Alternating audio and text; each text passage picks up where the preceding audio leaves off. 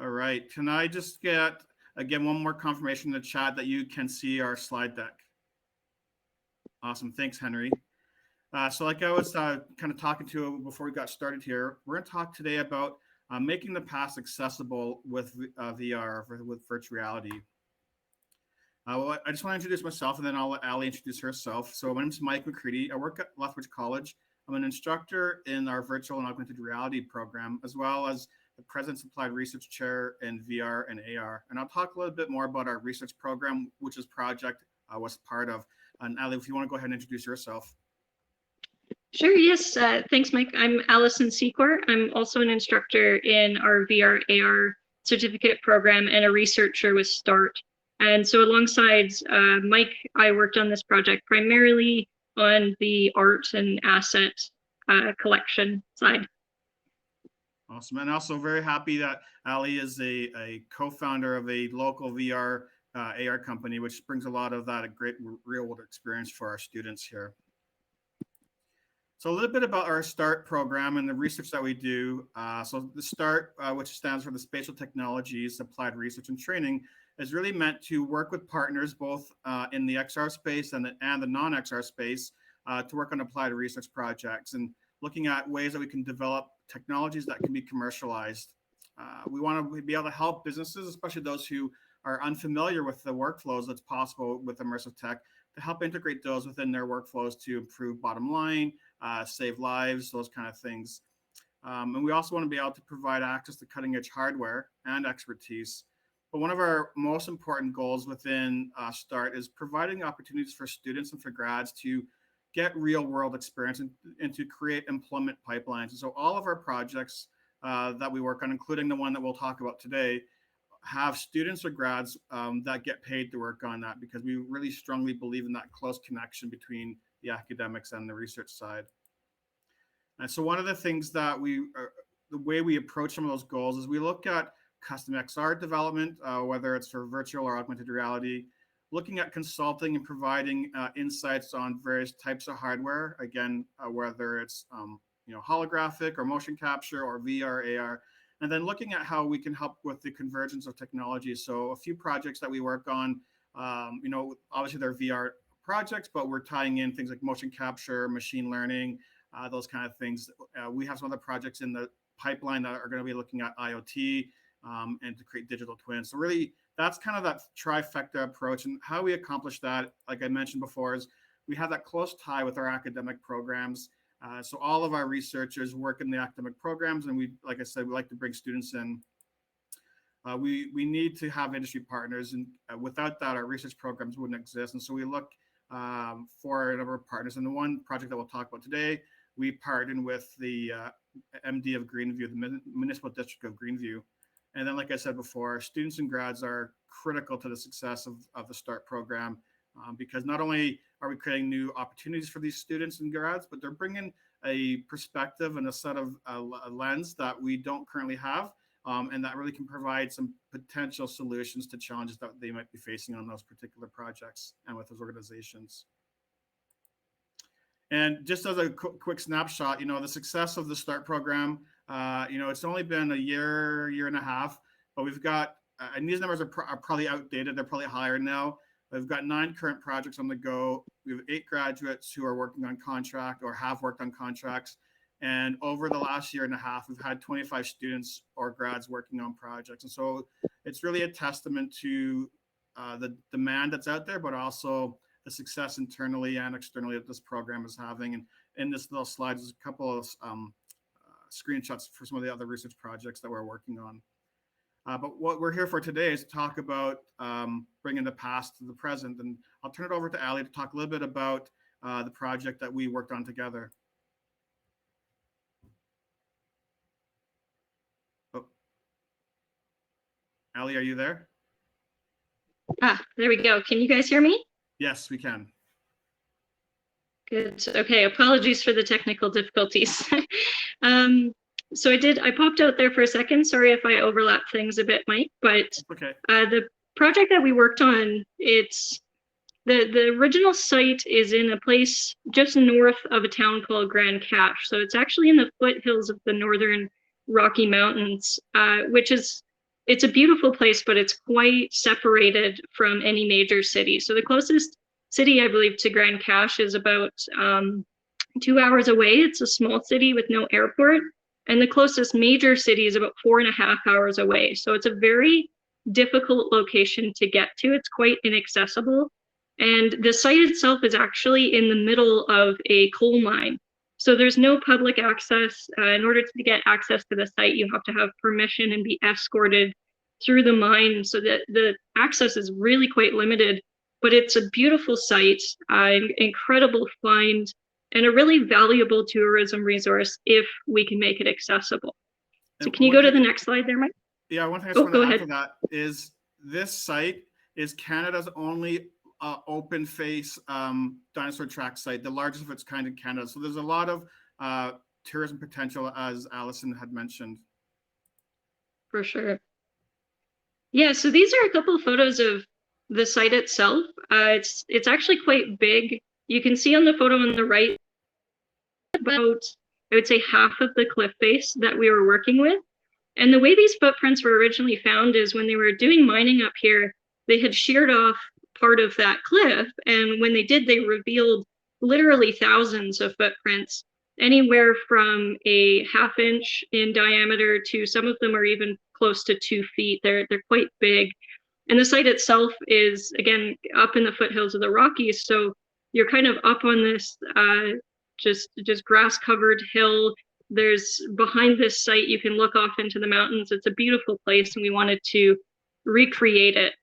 But the key really was making it accessible and then capturing this incredible site, which was really quite large. It was a lot of an undertaking. So in order to do that, we used a technology called photogrammetry, where we had to go up there with a couple of DSLR cameras. We took thousands of the site of the cliff face there, as well as some of the footprints up close. And using this photogrammetry technology, we can basically recreate a 3D model of it that's quite accurate. Depending on how many photos you have, it can be accurate down to the millimeter. So we didn't have any rappelling gear. We didn't have any drones. We were just doing this on foot. All right, next slide. So there's a quick picture of us at the site. You can see there's a person standing there. That's my husband, who my studio, me and him went up and we took the photos for that. But this is a really good, I think, example of the scale we were dealing with. This image here is taken on the southernmost tip of the cliff, where it actually slopes down quite a bit. So in the middle, where the main body of footprints are, it's actually about 2 to 3 times higher than that, and the cliff itself is about 1/4 kilometer long. So it's very, very big. And you can see there he's pointing at some of the larger footprints that are about the size of my torso. I'm a smaller person, but they're about 2.5 feet long. All right, next slide. Okay, so here's a quick example of what the cliff ended up looking like after we did these photogrammetry scans and we compiled what's called a point cloud. So it's basically a model, but it's just points in space that the computer calculates by comparing all of these images we took. And then from that, we can create a 3D mesh. But like I said, the cliff itself is quite large. And when you're dealing with something like that in an interactive space in VR, you have to be very careful about the amount of time it takes to process these models. So when we originally did the scan, the cliff scan itself came out to about 25 million polygons, which is well above what you can use in this environment. So we had to be very clever with how we recreated this. And in doing so, we made a model of about half of the cliff, the southernmost half, which is a much lower density. You can see that the triangles are quite a bit bigger. And then in the areas where we needed more detail, where there were footprints, where you're going to be interacting with the site, we had that higher resolution piece sort of superimposed onto there. And once we show you some examples, you'll see what I mean. All right. All right. So one of the things that we wanted to do, and so you can see here, this is actually inside Unity, the experience here. But what we wanted was not just to allow them to visualize and experience and see the dinosaur track site for themselves, but we wanted to wrap it around an experience, because that's one of the strengths of virtual reality, is that immersive aspect that you can create, that you can engage them, you can draw them in. Otherwise, we could have just done a 360 video or a 360 photo. So we really thought about, well, what could we do to wrap this, this dinosaur track site around an experience here? And so one of the things that we were thinking about is we wanted it to be interactive. And this goes back to this concept that's from about the 80s, this enactment effect, where basically you learn and remember more by doing than by watching. And so we wanted them to do something that would leave the experience, leave a memorable experience with them at the end of it. And so because it's a dinosaur track site, we went with the idea of a paleontologist experience. And so here, I'm going to pause this a couple of times as we go. So right here in this video, and there's a whole bunch that's not showing here because the experience itself is about 10 minutes long. So I didn't want to, spend that whole time here. But we wanted to create interactions that were fun and engaging. So one of the interactions was cleaning off the dinosaur track site. And so as they grab this brush, so there's the grabbable interaction, they're picking it up, they're going over to the track site, and they actually have to dust it off. The dust cloud that we see as I play this again, oops, let's go back. There we go. The dust cloud that you'll see as it's kind of going through is tied to the velocity of the brush. If they stop brushing, it stops measuring the dust cloud. So we wanted to kind of make it seem real. And then over here, they're going to spray a non-stick spray so that the plaster won't stick to the cliff side. And so again, we just pause this for a sec. It worked really well with the controllers. As you're clicking the trigger button, it would fire off the spray. And again, the amount of spray is tied to the position of your trigger on the controller. So again, connecting that to the real world as they are taking part in that activity was really important for us.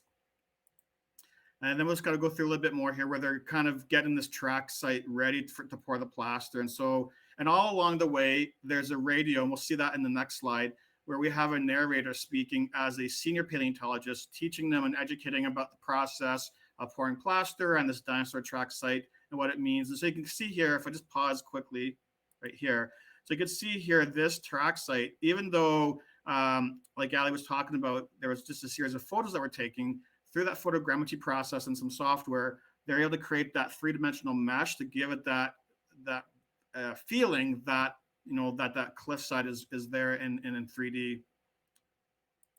I don't know. Sorry, apologize for that. Oh, we can skip to this one here. So one of the things that we want to do within this experience is provide a way. And so here's that radio that you see there. And one of the things that we did was, sorry, when I'm in here, I don't see the cursor sometimes. We wanted the narrator to be diegetic. And so what that means is that sounds, in this case, voice, a diegetic means it's part of the experience. A non-diegetic means maybe it's a voiceover or whatnot, and it's not part of the experience. And when you're developing virtual reality, you really want to try and have as much, whether it's the UIs, the sounds, those kind of things, tie them into the experience. And so the narrator that provided help and taught them came through that radio. And so we wanted to have that in place there. And so the video, if we just, sorry, apologize for that again. I'm going to have to leave that. It's for some reason I can't see my cursor. Oh, there it is. So we had this voice that provided some help. We also had an approach where we were looking at universal design. So the core instructions were given through the radio, but also you can see in the top right here, there's a notebook. So every step of the way of the experience, that notebook is updated with what their tasks should be. And so whether they learn better by reading or remember better by reading or through audio, we're kind of approaching both concepts. And then we had throughout the different areas within the experience, there's three kind of key point areas. We had this UI kind of control system that would kind of tell them what the buttons did, so if they ever got lost. And as we did some user testing, which I'll talk about in a moment, that UI piece, the user interface piece for the controls, was very helpful for them. If they forgot what to do, they could just refer to that quickly and proceed in the experience. So whatever VR, AR application you're developing, it's really important to test and test and test. And I want to go over a couple of the things as we tested that I uncovered were errors or potential issues or pain points. So the first one being, oops, there you go. The first one being with the spray can interaction. So when we were playing it, as you guys go through and you develop your own experiences, you will know how it should work and you will miss these errors. And that's why user testing is important. But one thing that happened was if you're holding the spray can, the spray comes out and there's a spraying sound, which you don't see in this demo. But if you let go of the spray can while you're still holding the spray trigger, the spray sound doesn't stop. And it's very, very annoying. So we had to adjust our logic to address that. So that was one of the things that we uncovered in our user testing. The next one is there's a part where you pick up binoculars that you can look at the cliff from a tutorial area. And one of the things, the first way that we did that, we noticed that it caused a bit of nausea. And so we changed our approach how to create that zoom effect with the binoculars to kind of minimize the nausea that might cause by that part of the experience. And the last kind of big area that we noticed is when we first did the experience, we developed it using teleportation, which if you've been in VR, you're kind of familiar. You push a button on your joystick and you jump to an area. We found that on the scaffolding that was on the cliffside, it's a very small area, that became problematic for some of our user testers. They had a hard time navigating that experience. And so through that user test, we decided to switch from the teleportation to a smooth locomotion, which felt a little bit more natural there. So those were just a couple of the big areas that we uncovered through our user testing. So no matter what project you're building, whether it's, in this case, natural heritage, or whether it's retail or education, it's really important to test, test, and test. So that's kind of the lump of the experience. And if you'd like to chat more about either the photogrammetry process or the project in general, we'll drop our email addresses in the chat and feel free to reach out to us. But one of the other things that we did kind of for the MD of Greenview as a bonus was creating a and we're working on this right now, an AR experience using Snapchat. And so if we just hit play here, hopefully it won't be too loud for you. So this is a model of one of the dinosaurs that is believed to have roamed the area. In fact, the dinosaur track that they uncover in the experience is from this dinosaur. And so working on creating an experience that will be prehistoric, where this one is kind of current. And what we're going to have is the dinosaur, they'll be able to image track at their visitor center using Snapchat. And this terrain you see on the right will kind of grow out of the ground. The dinosaur will walk through it, and they'll be able to learn how the dinosaur tracks actually became to be on the side of the cliff. So this is kind of talking to how we got to where we are. And here's a little prototype that, again, this is one of our current students who is building it. This is just a little prototype here. So you can see here, there's that terrain, and there's the, I'm just going to pause this. So there's the dragonfly, which is one of the insects, obviously a lot larger, that was known to have been in the area at the time. And one of the things that we're building in within this Snapchat experience is the ability to interact with the objects. So you saw it just a second ago, but you can tap on the different objects and they'll kind of anchor in front of the camera, and you can rotate them with your finger, and there'll be some information anchored to that object that talks about the species, the period wherein it lived, those kind of things. And we'll just kind of continue back in this here. So this is another one that we're working on again. So it's not virtual reality, but it's kind of an add-on that we're doing for them as well. So the VR experience talks about kind of now and how, and a little bit about the past, but this experience talks about how the cliff formation began, because at the time, and millions of years ago, when the dinosaurs were in that area, it was all a very marshy and boggy area, and then some tectonic plates caused, or maybe it was glaciers, caused those cliffs to get pushed up into the current state that they're on. So this was kind of the projects that we're working on right now, and the VR one is sent up to them for some internal testing, and this Snapchat experience that we're building for them is scheduled to be done by the end of June. And so we're really excited for these projects. And I just wanted to kind of give a shout out to the MD of Greenview for having the vision to look at implementing immersive technologies to solve their challenges, but also for them to have the faith in Lethbridge College to be able to deliver this project for them. And it's been a great project for us. So that's the official presentation. Are there any questions that you have about photogrammetry, the project in general, Snapchat, anything that we've gone over that you want? We've got about 7 minutes. If you have any questions, feel free to drop them in the chat. I'm going to go ahead and put my email address in there if you do want to reach out about the project in general, or if you have ideas for other projects, because we're also, looking at partnering with other external organizations to help them. Feel free to reach out to me and ask those questions. But any questions you have right now about what we shared?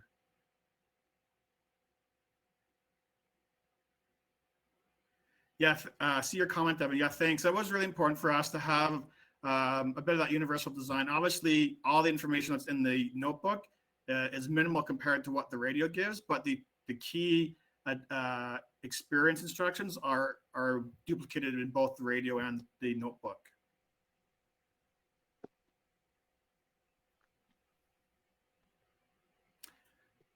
Oh, great. Tons of questions coming in. Awesome. Let's just take them in the order they came. So David, will Snapchat and VR projects eventually be merged into a single experience?